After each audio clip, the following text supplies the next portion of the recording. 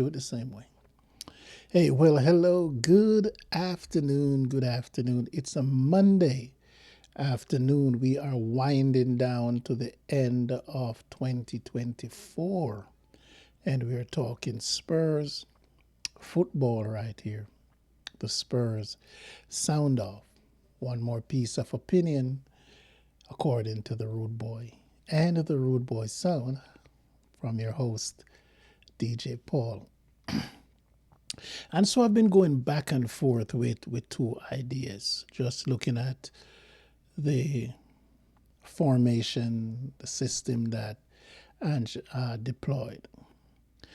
And even though I know that he is kind of riveted in and making it clear that he's not going to change, but we actually see what that stubbornness has done, as claimed Van de Ven, Kidogi, Ben Davies, Romero, and I'm not sure who else is going to fall victim to that.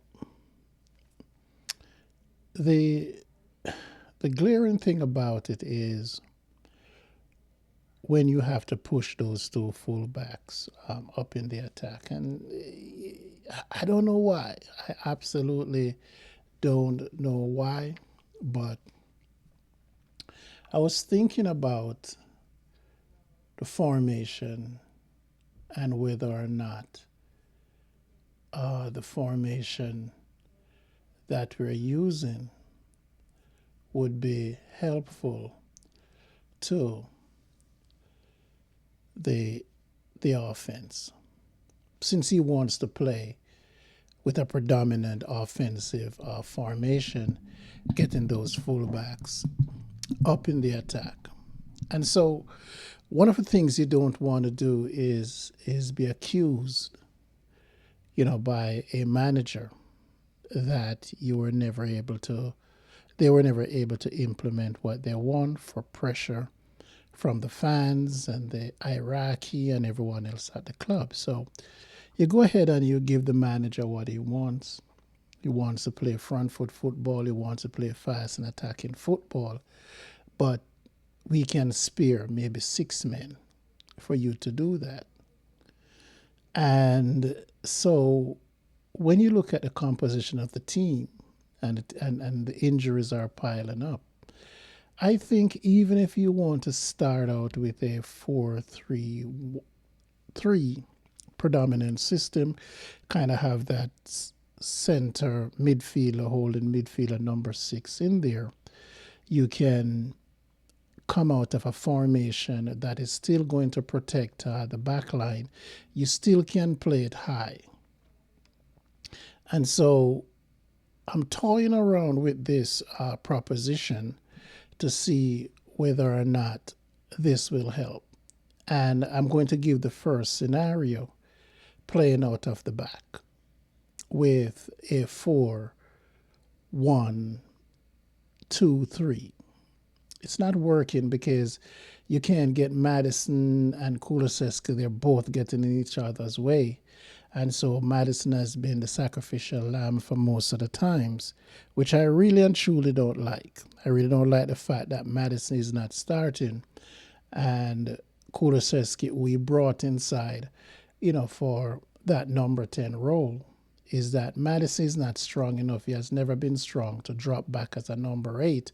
And so he suffers in terms of what we need to do. And so rather than sacrificing Kulu, play him next to Johnson, which he's still going to play, and not next to Johnson, but rotate him with Johnson because you have Son out on the left. We're sacrificing our most creative player in Madison to get Kulusevski in the game, which is unfair to Madison. And so I'm toying around with this, that if we still play the 3 up top, and then you have your same 4-3-3, is to, whichever side you want to choose, is to come out of that back 4, and when we have the ball, is to hold one of the midfielders in.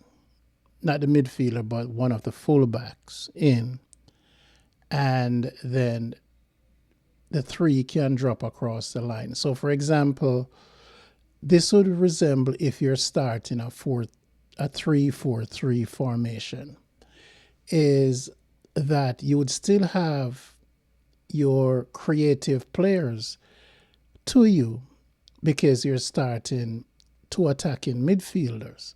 And I think that would resemble something like what City does, is to say, well, I'm going to give up Paro. And here's the reason why. I'm going to give up Paro. Paro, even though he's a better crosser of the ball, can play as a right center back. And number two, you're going to have Kulusevski on his side so he can stay in. You're not giving up any attacking players. Thirdly, even if Sarr is in there with Maddison, Sarr is a better defender on the same side that Maddison is. So even if you put Bissouma, Sarr, and Maddison in there, Kulusevski, where Johnson would have played, Son out on the left, you still have all your creative players and their attacking players in there. But now what you're going to do is that you're going to hold Poro in, and you're going to form a back line, a back three of Poro, Dragushin, and Gray across the back line, just with what we have now. And we could practice that. We could play that you're coming out of a 4-3-3 formation into a 3, 3 or 3-4-3. So you still have your attacking players that you want on the pitch. The other way to do that is to go strictly to a 3-4-3 formation. So now what you'd have Gray. You're still going to have your backs. You're going to have Gray on the left. You're going to have Dragushin. Porra is still going to come and play, but now you're going to slide Spence as the left back.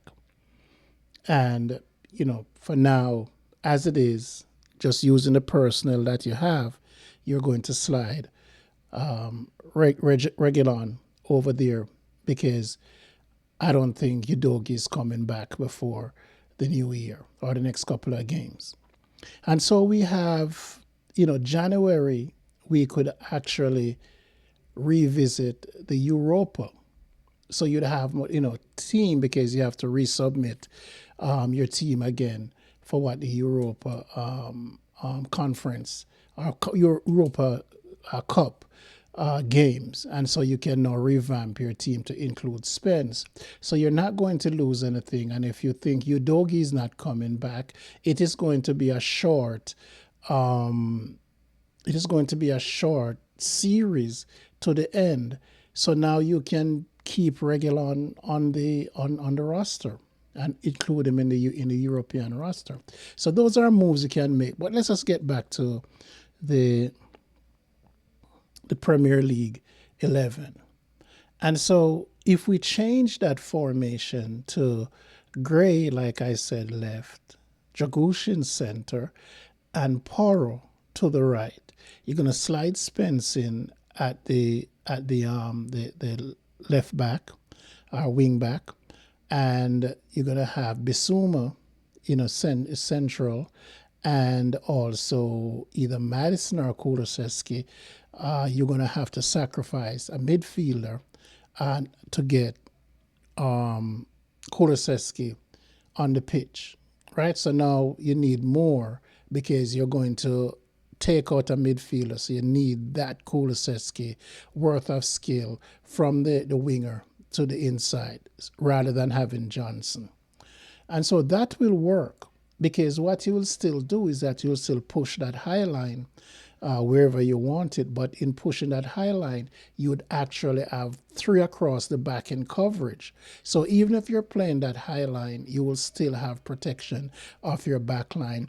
You will have your holding midfielder, and then you'll have your not your fullbacks now, because you're not going to use fullbacks anymore. If you go to a 3-4-3 formation, you're going to use wingbacks. So now your wingbacks are actually starting like midfielders. So they're starting where the midfielders would be.